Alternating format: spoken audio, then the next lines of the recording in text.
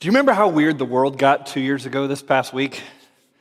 Maybe not weird, but things changed and it got very chill at minimum. You know, everyone was told 2 weeks to stop the spread. Everybody just go home, don't go anywhere unless it's essential, and only essential workers report. And there became this whole conversation about what's essential, what's not essential. And people were told to just kind of go chill for a bit at home, and everything just kind of stopped.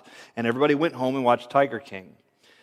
And then, which was not an improvement on a culture, and then we did that for a while, and there were a lot of bad things that came out of that, right? From that point on over the last couple of years, and we could go on and talk all day about all the horrible things that have happened with COVID and the loss and the grief and the reaction to COVID and the polarization, all those things, all that happened.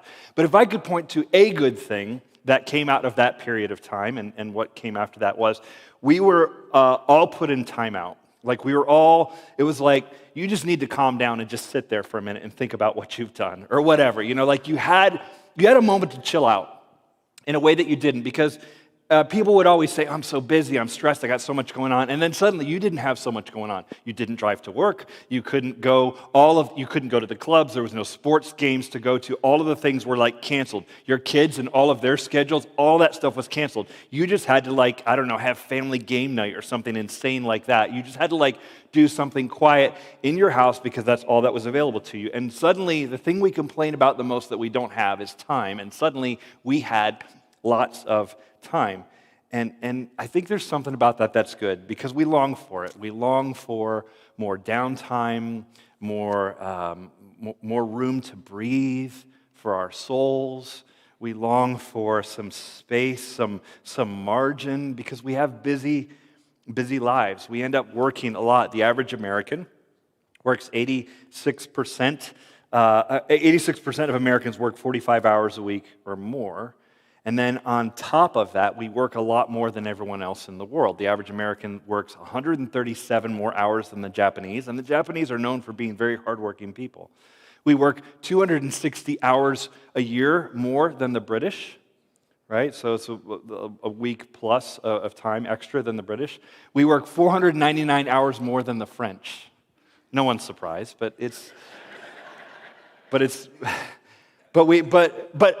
and then you have a weird reaction to that, right?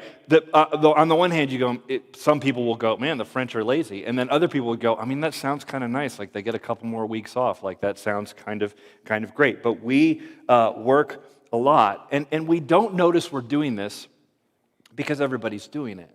Like that's how it goes in culture. When everybody does something, you don't see if it's disordered in any way. If everybody eats crap food and you eat crap food, it's not crap food, it's just food. It's what we all eat. If everybody drives a little too much and is just in their car all the time, and you drive a little too much in the car all the time, you don't notice because it's what everybody does. It's just the way it goes. And if everybody is out there like grinding and just like overworking, and you're overworking, how would you know? Everybody around you is doing it. It seems like the most normal thing in the world. And so we work a lot, and that eats up a lot of our time. And it's not just our working that is eating up our time. Our entertainment eats up a lot of our time. And I know that sounds kind of weird, like entertainment, but it really has changed in the last couple decades. Like, I don't know when it started, but do you remember when like Dave and Buster's became a thing? Like, I don't know, in the 90s? I don't know when that was. Dave and Buster's became a thing. And I remember the shift that comes after that, where Dave and Buster's was like, I don't know, an arcade for adults, like an arcade with beer. And it was like, I remember arcades from my childhood. Maybe it's for the generation who grew up in the arcades or whatever. It was like, here's this adult version of that. And this is totally for adults. You're supposed to play. You work hard. You're also supposed to play hard.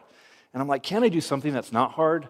Just like, right? Even my play has to be hard. You got to really get after it. We work, we go, and then we play hard. We go to Dave and Buster's. And then it becomes like a million other things. Everything's like bingo and beer, shuffleboard and beer and beer. And it's like, there's so many things that we're doing that it's gotten crazy out there. There's no end to the number of entertainment things we can think of. And then on top of that, we live in a nice place, and so there are options. There's sports you can go to. There's wineries. There's mountains to go hiking. There's beaches that you can go to. Like, there's a lot of options, of ways to be entertained. There's plenty of things that you can do. So you stay busy. If you're not working, you're playing hard, and you've got all of those opportunities and options for you. And if you have children, you can add on the 30 or so activities that they have going on, where you are their full-time Uber driver, and you are taking them to all these things. So you and I stay very, very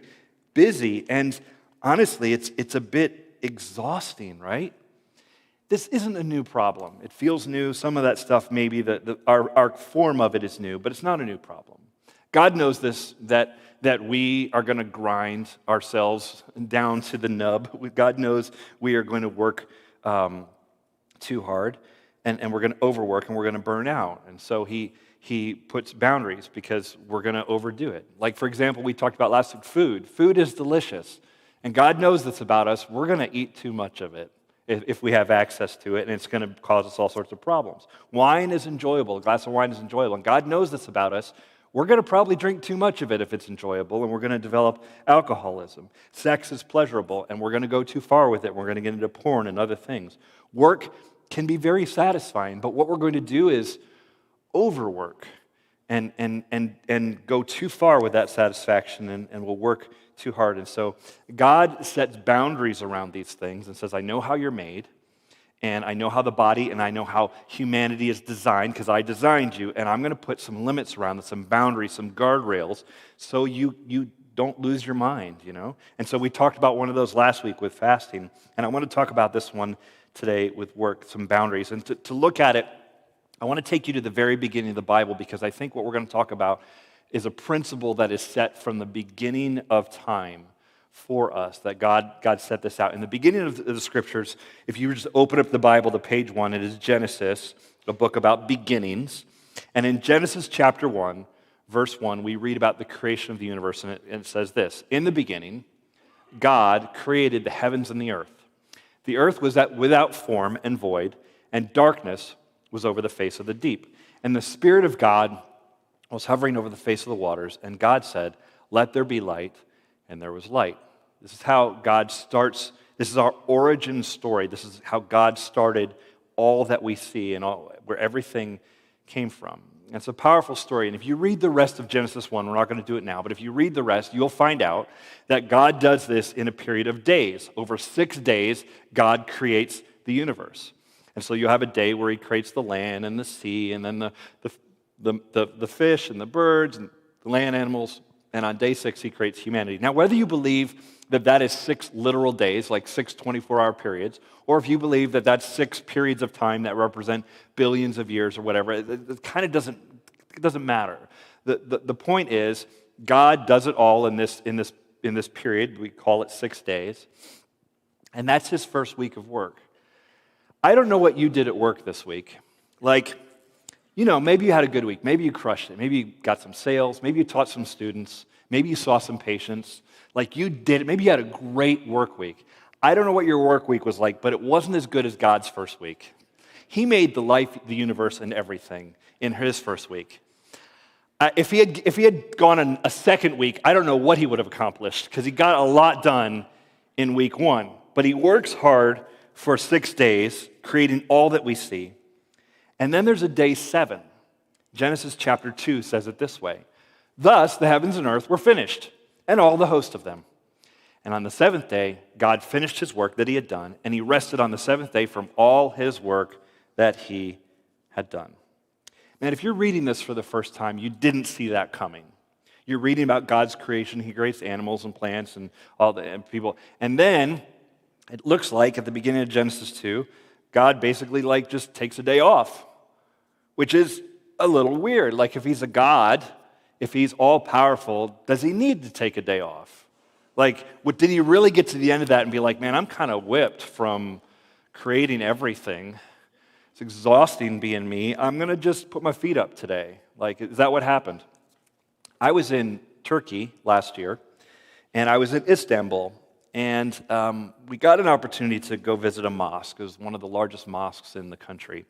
So there's thousands of people that are part of this mosque. And we go in there, and they had some, not tour guides, but just people that were there, that were volunteers or they worked there, and they're there to answer your questions. And so there was this lady that was there, and she was answering questions, and so I went up and started talking to her. Now, she didn't know who I was. I'm a minister, a Christian minister or anything, but I started asking her questions because that's what they're there for, to inform you how it works. And I asked questions about how worship works in this mosque, and I asked her about the beliefs of Islam. I know something about that. I've learned about it. I wanted to hear it from her. Like, what do you believe about these things, and how does this work? I wasn't picking a fight, and none of that.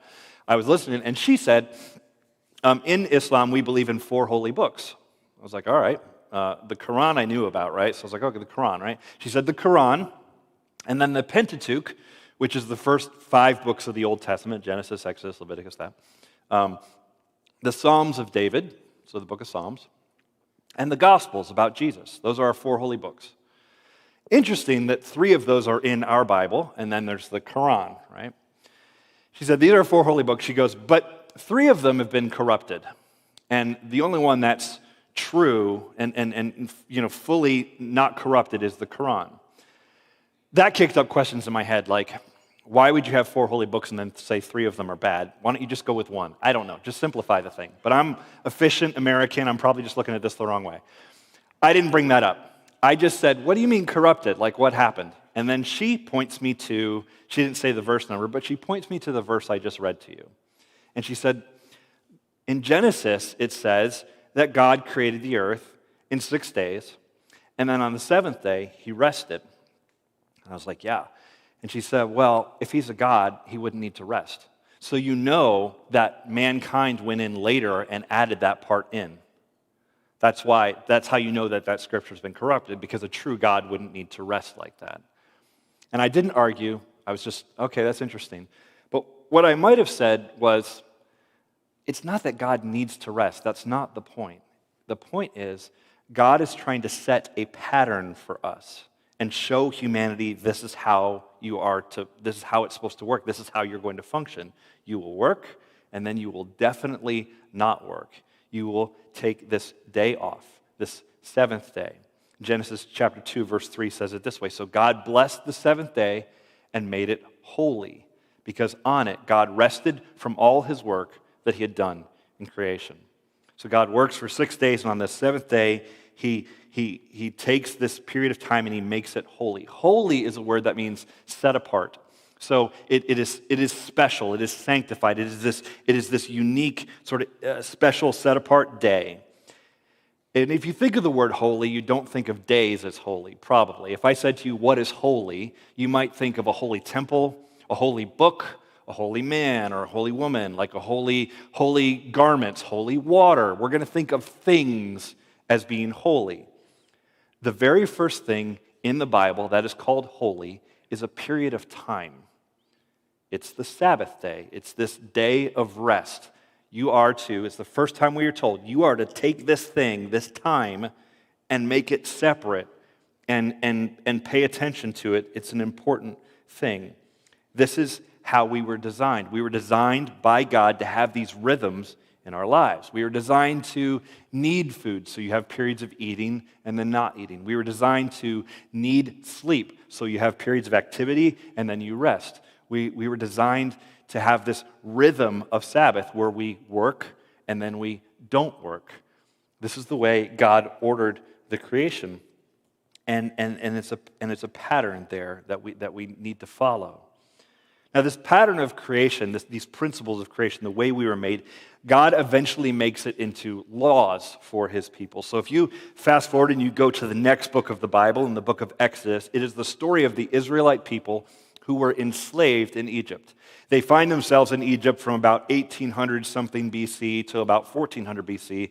They are slaves in Egypt. An entire nation of people, an entire ethnic group lives amongst the Egyptians, and it is race-based slavery of the worst kind. They are worked to the bone, and they are driven hard by their Egyptian masters. And so their entire life for 400 years is being enslaved in Egypt, making bricks. Those pyramids, somebody made them, slaves made them. They make bricks, they stack them, they make bricks. So your entire value in the world in that time, if you're an Israelite, is how many bricks can you make today and tomorrow and the next day and the next day. It is a grind that they lived under for 400 years. Now they cry out to God. God hears their prayer, and he sends them a deliverer, a guy named Moses. Moses rises up with the power of God. He confronts Pharaoh and says, let my people go. And then there's some plagues that happen. There's a whole long thing that goes on there. The Israelites eventually leave Egypt. They go through the Red Sea that parts, and then they end up wandering in the desert for 40 years. During that 40 years, Moses talks to God, communicates with God, and God starts laying down the laws for his people. You have to understand the mindset of somebody who would have been there, if we could put ourselves in that mindset. We grow up in a nation now of laws and rules and principles and boundaries. But for the Israelites, if you're a slave and you come out into the desert, you're now a nomad, right? But your mindset is, I'm a slave, I've been a slave, that's all I've ever known. Your parents were slaves. We're talking 400 years. Your parents were slaves, your grandparents were slaves, their parents were slaves, their grandparents were slaves. This goes on for quite a while. Nobody can even remember what it's like to be free. And I guess if there's a benefit to that kind of slavery is you get meals provided for you, you get housing provided for you, and you know what you're doing every day because it's the same thing. But once you pull yourself out of that and God delivers them out of that, you don't know what to do. You don't know who you are. How do you take care of the family? How do you get food? What does work look like? All of this stuff is going to be new to you. And so God spends 40 years in the desert teaching them how to be. Teaching a group of people that don't know how to be, basic things. And he gives them during this time a whole bunch of laws of basic things. Some laws about sanitation. Where do you go to the bathroom? Some laws about how you handle time, these sorts of things. And in the midst of that, God gives them the Ten Commandments. You've probably heard of the Ten Commandments. They're pretty famous. The ones you would probably know if I said, can you name the Ten Commandments? Immediately we go to commandments like 6, 7, 8, 9, and we'll go like, oh yeah, thou shalt not kill, thou shalt not commit adultery, thou shalt not steal, those sorts of things.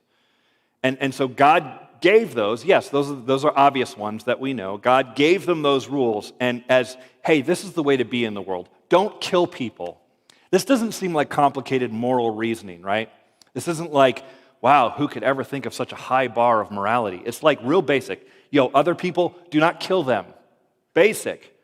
Adultery. That guy, his wife, she's not your wife. That's the deal. That guy, that husband over there, that's not your husband. You have one, they have one. Keep it like that. Don't steal. You know how, like, someone has something you want? Stop it. Don't take it. Like, this is basic humanity, the Ten Commandments. And it's actually powerful stuff. It was written down, clear, posted in places. To this day, it is served as a foundation for legal code all over the world. It is a profound thing. And so Moses prays and fasts. He gets these 10 commandments from the Lord. But they all still sound good. Not killing still sounds like a good idea. But listen to commandment number 4 on the list. Number 4. Remember the Sabbath day to keep it holy.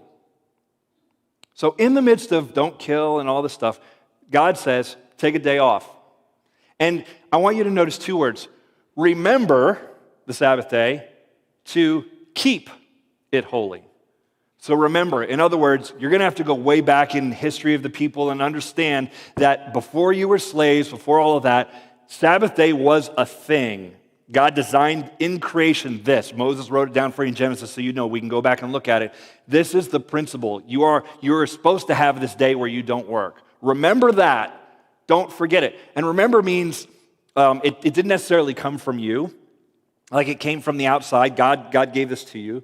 And I want you to call it to mind and understand that this is the way God orders the world. And then keep it holy. It is a holy day. It is to be set apart. It is not your job to create the Sabbath or to carve out the time or whatever. Your job is to keep what God has already given to you. God has given you a day where you can knock it off and just chill. And it is your job to make sure it stays that way, to observe it, to make it happen in your own life and schedule. We understand that, right? Keep the thing. If I give you $50 and say, well, hey, would you keep this for me? I'll be back in a week. I want to get it back from you. We understand that. Keep means I did not create this $50. I am holding it. I'm holding on to it. I'm going to take care of it. This is a little bit how Sabbath is. We remember it, and then we keep it. It's a little strange to me that this makes the 10 Commandments. Because the other commandments make a whole lot of sense, and they still sound good. Don't kill people, don't cheat, honor God, put God first in your life. These sound like good ideas. We should still teach those to kids and adults. But a commandment that says, in the top 10, you should take a day off. It's weird, right? It's weird that we would have that. And in some ways, I think in American culture, it almost seems like nonsense. Like if you said to me, Chris, I just worked 14 days in a row, just been grinding out here, I wouldn't think, you are violating the commandments, right? I'm a minister, so I'm super judgy, but even I wouldn't judge you on that, okay?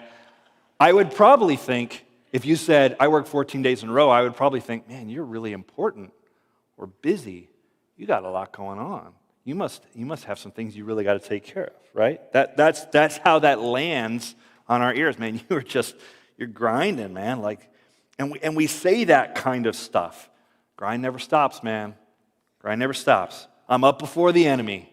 I am going to out-train my opponent. I'm going to learn productivity hacks. All that stuff, right?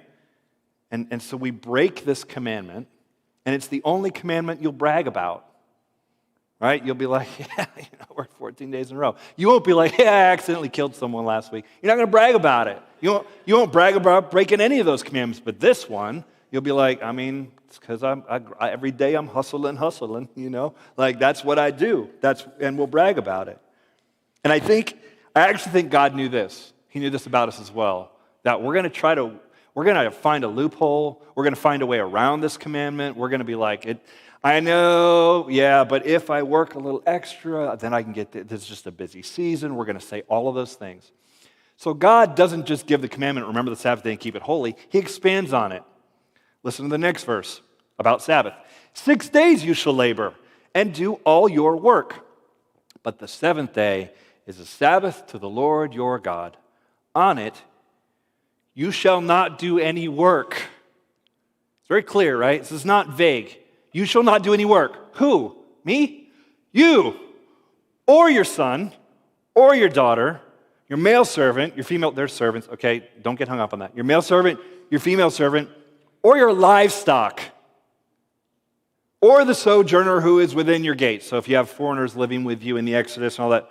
For in 6 days the Lord made heaven and earth, the sea, and all that is in them, and rested on the seventh day, because he was setting a pattern. Therefore the Lord blessed the Sabbath day and made it holy. Just in case you thought you could get around this, God's like, no.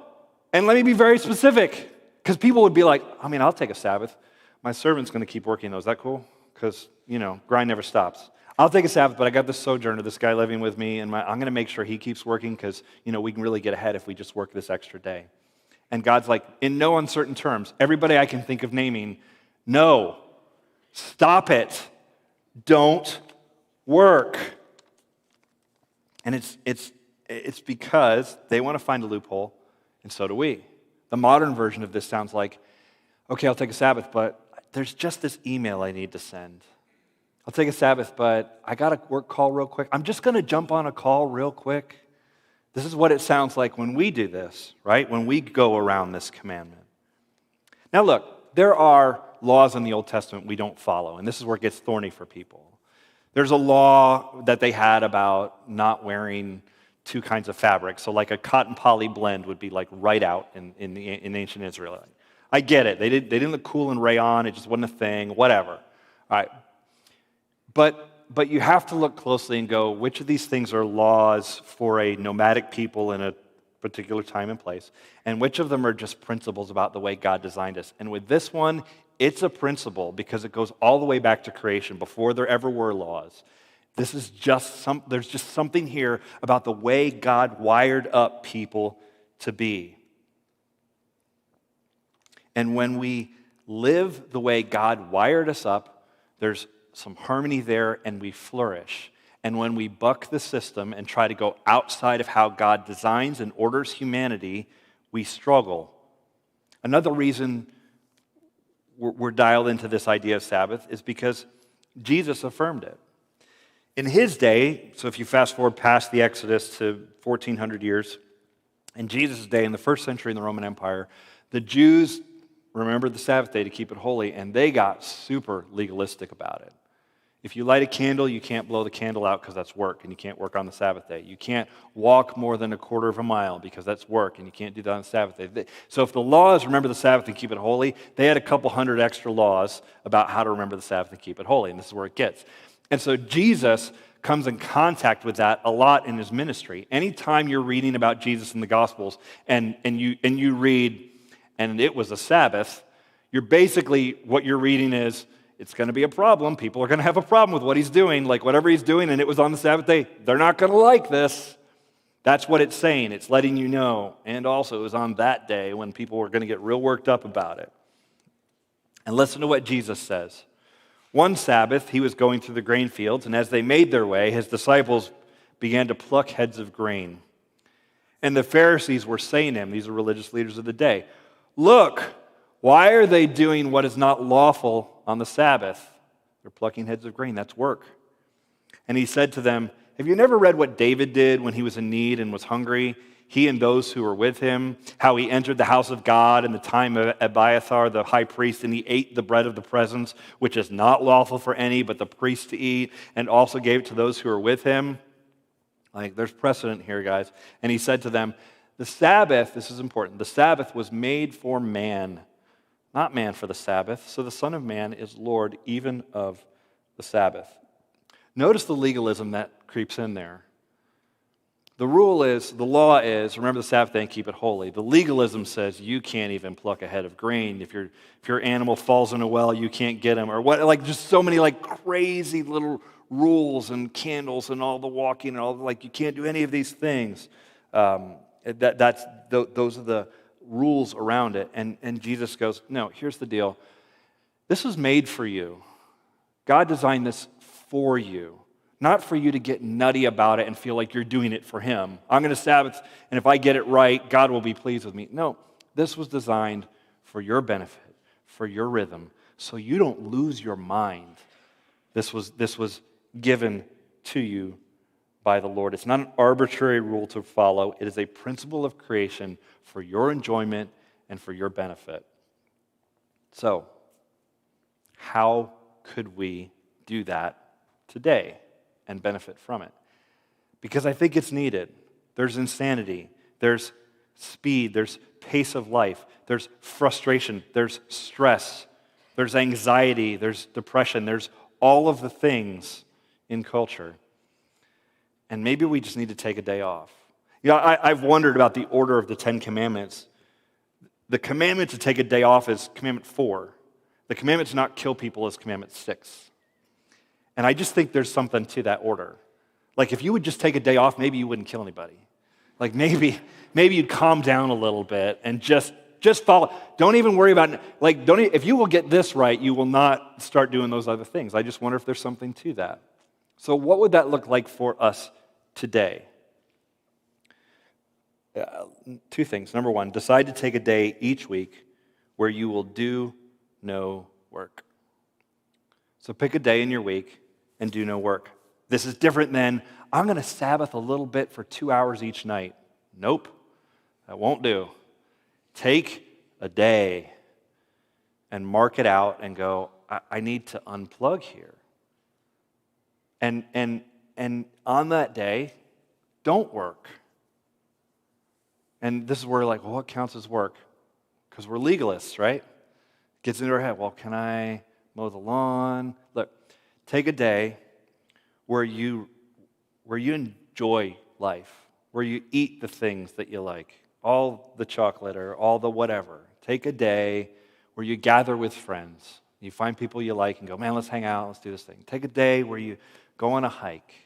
Take a day where you go out to eat. Take a day where you read the thing you've been wanting to read. Take a day where you go for that bike ride. Take a day where you worship God and you think about him and you honor him, that you sing a song, that you take a day to not do the things associated with productivity, to not win and crush goals and be type A. Take a day to be a type A minus if you need to, like to just step back a little bit and not get after it, to do a day of no work. Now, notice I said decide to take a day. You will not accidentally Sabbath. It won't happen. And you know how this works, because if you don't draw a line, everybody will draw it for you. If you don't say, I'm not going to work on these days, there will be the encroachment. There will be but could you just, over the weekend, could you just check in on, maybe if you could stop by and could you check your Slack or what? No. You have to draw those lines. You have to decide, or this just won't happen. And you'll say good things about it not happening. What I would love is if you walked out of here today and you said, all right, I'm after it. This coming week, I'm taking the Sabbath. For me, Saturday works. For a lot of us, Saturday would probably be the best day for this because of the work schedule and the flow or whatever. But if you walk out of here and you say, I'm going to do this, and you get after it next Saturday or whatever, cool. But for a lot of people, what's going to happen is, and what often happens is you walk out of here and you go, yeah, that's a good point, I probably should do that. I'll get to that next week or the week after, and that becomes the week after that and the week after that, and then you try to squeeze it in, well, I'll Sabbath for 3 hours on Friday or something like that, and you try to make it fit. And because, it's a busy season right now, you're dating a lot and your dating life is very busy, or you're planning a wedding, that's super busy, you're getting married, that's super busy, you just got married, that's busy, you're trying to have kids, apparently that's busy, and I just had kids, that's busy, and I'm raising these kids, and that's super busy, and kids are getting older, and we're just really busy because our time with them is short, and now I'm empty nester, and man, I just didn't realize how busy I would be empty nesting, and then retirement's busy, and you're going to be busy and busy and busy, and then you're going to be dead. And if you don't Sabbath, I would argue you're going to be dead a lot sooner in that whole process. If we don't unplug, because and I'm being a little silly with it, but the reality is God designed us this way, and He knows better than we do. He knows that there's a rhythm, that there's a pace, that our bodies can only go a certain amount. And so Sabbath is a key to unlocking some sanity in this crazy world. And it'll bring us a little more peace and a little more quiet. So you have to decide to do it, number one. And two, use the Sabbath to do things that recreate your soul. People have used the Sabbath over millennia to do the things they love, right? To hike or to be with friends, to eat great food, those sorts of things. Whatever it is that you would say, this fills me, this fills my tank. Do those things on the Sabbath day. This is one of the things I think Jewish families, even today, do really well. I think I was listening to an author who is somewhat Christian and somewhat Jewish, and he said, there's nothing like Christian worship. There's something about when Christians gather that's so powerful. And he said, and there's nothing like a Jewish Sabbath meal. When they come together, there's just something about it that's so powerful. And I think there is something there when you set aside time and say, this is for us together, this is for me, and I'm gathering up with some people or whatever. When you do that, it can be really powerful. And so use the time intentionally to do things that recreate your soul. Don't get legalistic about it. Oh, I didn't Sabbath hard enough, and I didn't whatever. You don't have to win this. This is a chance to not win. Quit all the scoreboard stuff. Don't beat yourself up. I just didn't do it quite right. Be intentional, and then see what happens. When I have found when I'm getting after this and I'm really setting aside that time, it's awesome, and it just helps fill me up. And especially doing it on a Saturday, I come in here on Sunday and I'm ready to go. I'm the most refreshed I've been because of what Saturday was like. I used to play a video game back in the day, The Sims. You guys ever play The Sims? Yeah, okay. All right, so people. For those of you who don't know, The Sims is just like a little it's a game where there's a little person and they have a house and they go around. It's like normal life, I guess. It's like having a digital pet, basically. It's like a little version of you. And so I had never played before, and I don't know why. Something about that is appealing to me. So I was like, I'm going to make this little guy. He's going to be me, and I'm going to do stuff with him and take care of him and stuff. So I get him this little house, and I get him stuff in his house. And after he had been going for a little while, he started getting really depressed. And I couldn't figure out, like, what is wrong with my sim? Like, he is struggling out there, which is, a crisis in the modern world. Your sim is struggling, how's your sim? It's not good. He wasn't good. He was struggling. And I tried to help him. I don't know why I didn't think to, like, Google it, or this was years ago, so I probably, like, Lychost or Netscaped or something, I don't know. But I was trying to figure out, like, why is he depressed? And so I did the things you would do to try to pick him up. I got him an espresso machine, and he would drink it, and he'd be like, "Ooh," he'd like make a little noise. And he was like amped. It doesn't last. Like, he's still depressed after that. He would be amped for a second and then kind of depressed. I got him a mirror in his house, which I don't know, that doesn't really help depression oftentimes. But with this mirror, he could practice his public speaking. And I thought, what better way to lift someone out of depression than public speaking? Like, this is... And he's my sim, dang it, and he's going to learn to be a public speaker. It's important. This is the best thing he could do with his life, I thought. And he'd get in front of his mirror, and he'd say his whole thing, And he got to be a better public speaker, but I can attest, it doesn't necessarily help. He wasn't better. And then I did some research, and I discovered, here was the problem. Every morning, outside the house, a car would show up, and it was for him to go to work. And I was like, oh, and they'd honk the horn. And I'd be like, oh, my sim has to go to work. And I'd send him to work. He'd go out there, and then time would lapse, and he'd come back at the end of the day, work day, and he comes home, and we'd do the thing, and he's still depressed. And I couldn't figure it out. And what I discovered was, someone online said, you don't have to send him to work. He can just let the car go and skip work. And he'll get a lot better. And it's true. As long as you don't skip like multiple days in a row, because then he loses his job. That doesn't help.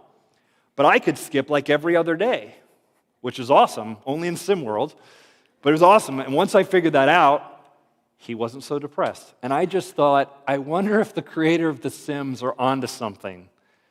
That when you grind and you get in that car every day and you go to that job and you do that thing and you don't take time off, it wrecks something inside of us that has spiritual ramifications, it has emotional ramifications, it has physical ramifications as we grind everything about us down. I think we need to learn what the Israelites had to learn in the desert. They had to learn that you're not slaves anymore. Like your value is not in how much you produce. And we may not be slaves in that traditional sense, but a lot of us believe that our value is entirely in what we produce. And maybe we have to be reminded of this too. You're not that anymore. And you don't need to grind like that. That you are God's and that you're loved as you are. And so my challenge is take a day off regularly, every week. Schedule this, plan it, put some boundaries around it, enjoy it, and see what God does in your soul. Let's pray. Lord, I thank you for the Sabbath, that it was given for us, that you modeled this pattern in creation, that we would be different, that we would be healthy, that we would not work as much as we can. Just like we don't spend all the money we make and we don't eat all the food that we could eat, we don't work all the hours that we could. And God, maybe of all the cultures on earth right now, maybe we're one that needs to learn this lesson more than any other, that life does not consist in how much we work and what we produce, but there's more, and that you have more for us. God, help us to be people. Maybe we're weird amongst our neighbors and weird amongst the people at work because we actually keep this. We remember it and keep it. And that's okay. We will be the weird ones who fast and pray and sing and keep the Sabbath and do these things so that we can keep our heads in a crazy world. Thank you, Lord, for the Sabbath, for the example of it. And I just ask for peace to be upon people in this room this week as we do this. In Jesus' name we pray. Amen. Amen. We're going to take time now for communion, as we do every week. But we don't do it because it's it's a ritual. We do it because we're intentionally providing that time to take the time out from whatever and just spend it in God's presence, where we take the blood that was shed for us, and we remember that sacrifice. We take the body that was broken for us, and we remember that. And we sit at the feet of Jesus, and we just give him our burdens. Just give it away. So we're going to do that right now, recognizing the power of that sacrifice that was made. We're going to sing a new song today just about that, about being in God's presence, not expecting anything, but just dwelling in his presence. So let's go ahead and do that. What you'll do is come to the aisle to your left, come down to the table, grab the elements, and return to your seat.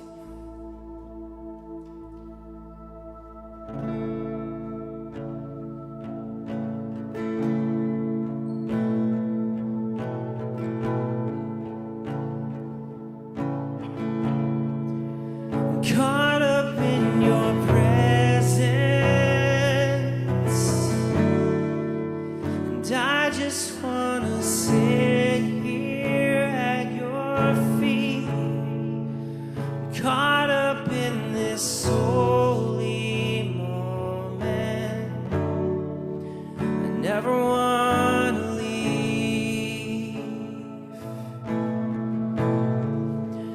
While I'm not here for blessings, Jesus, you don't owe me anything more than anything that you can do. I just want you.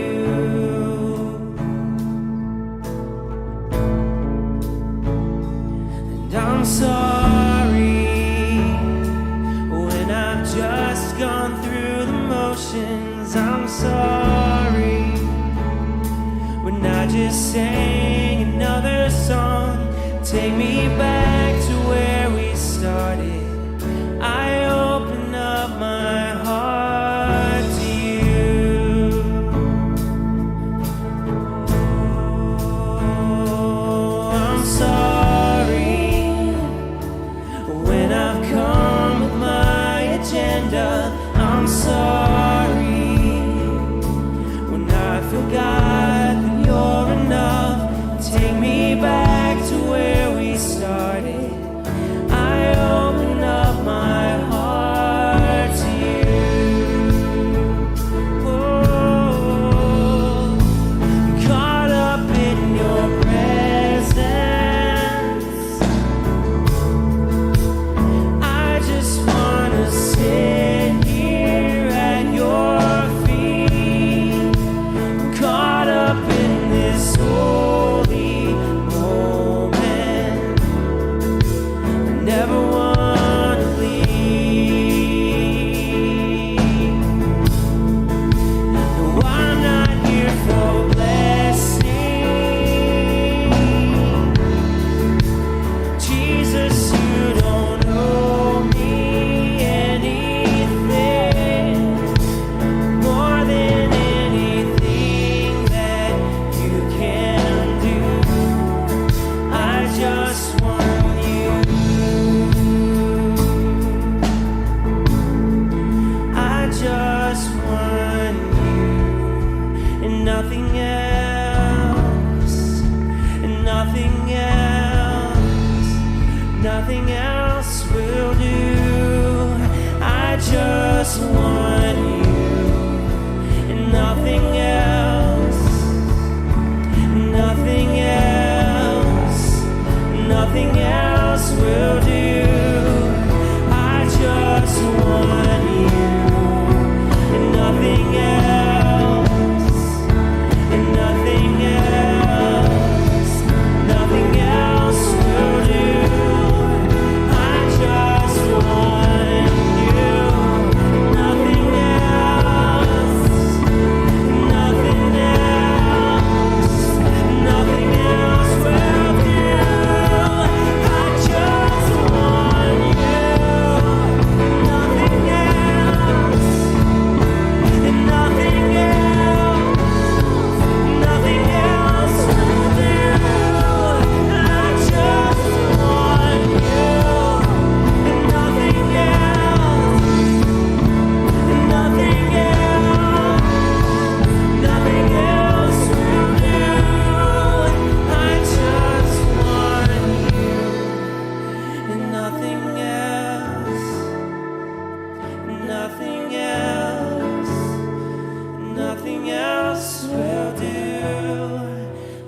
just want you, nothing else, Jesus, nothing else, nothing else will do.